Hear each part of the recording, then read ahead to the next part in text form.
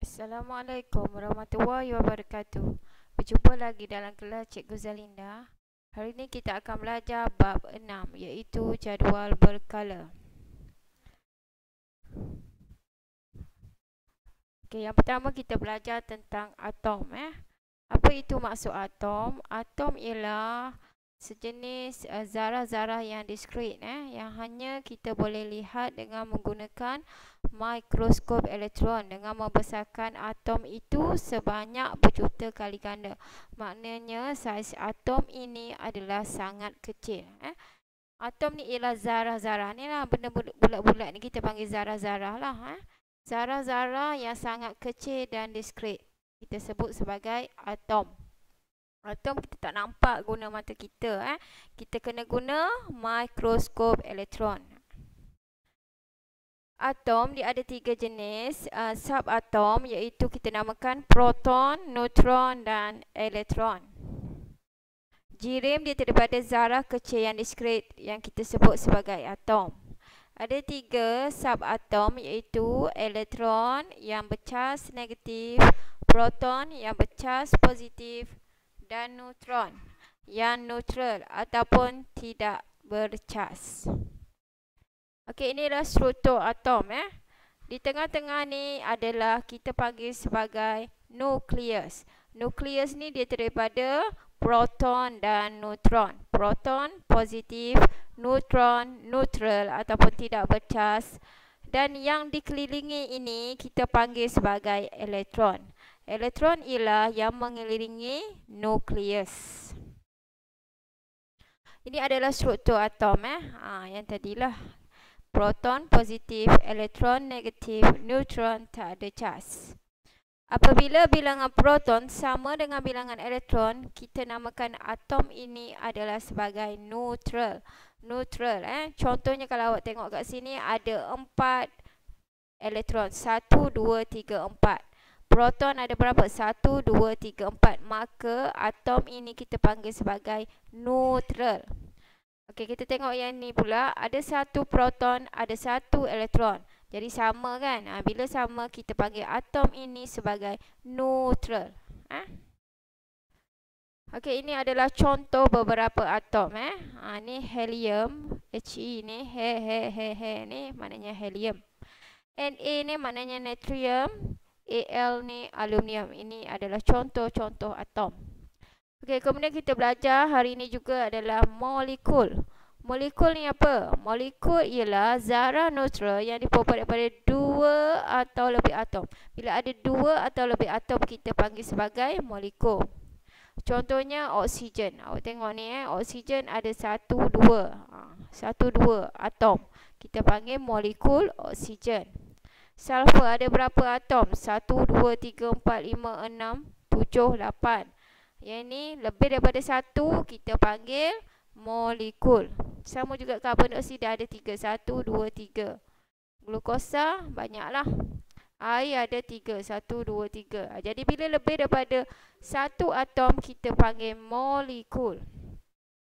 Atom ialah zarah yang terkecil. Contohnya macam emas. Emas ni kalau awak tengok semuanya adalah atom emas.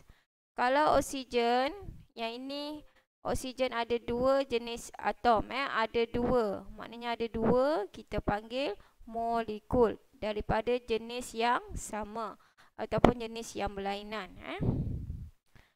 Okey, ini cikgu dah terangkanlah tadi. Proton ada di dalam nukleus. Elektron beredar mengelilingi nukleus. Nukleus bercas positif kalau ada proton.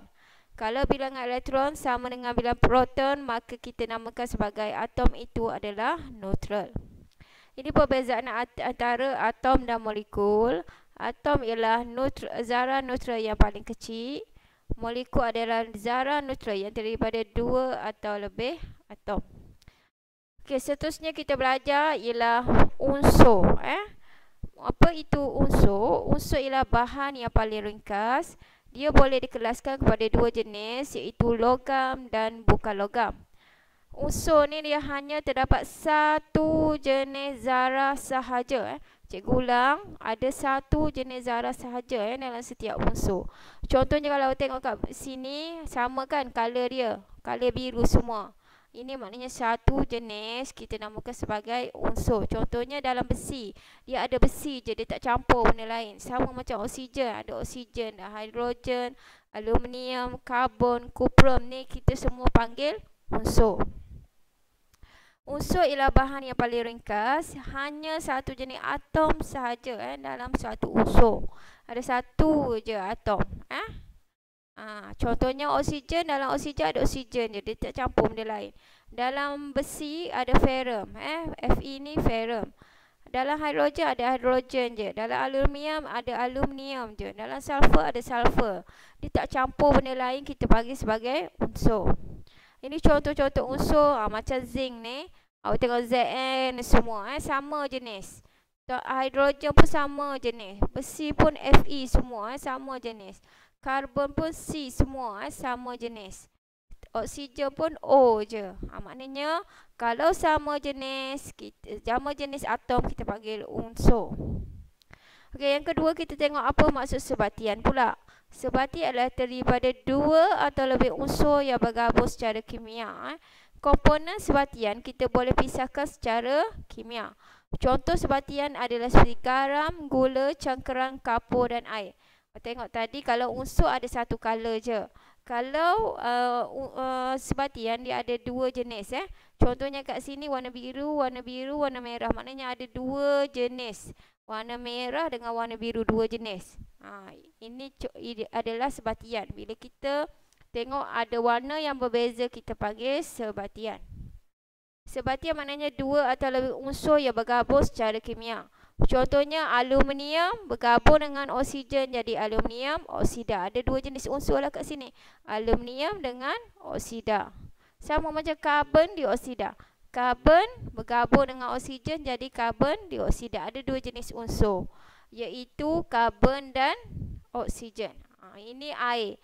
Air ada dua jenis unsur, iaitu hidrogen dengan oksigen.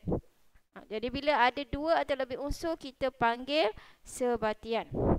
Contohnya air, karbon dioksida, garam. Garam, dalam garam ada natrium dengan klorin.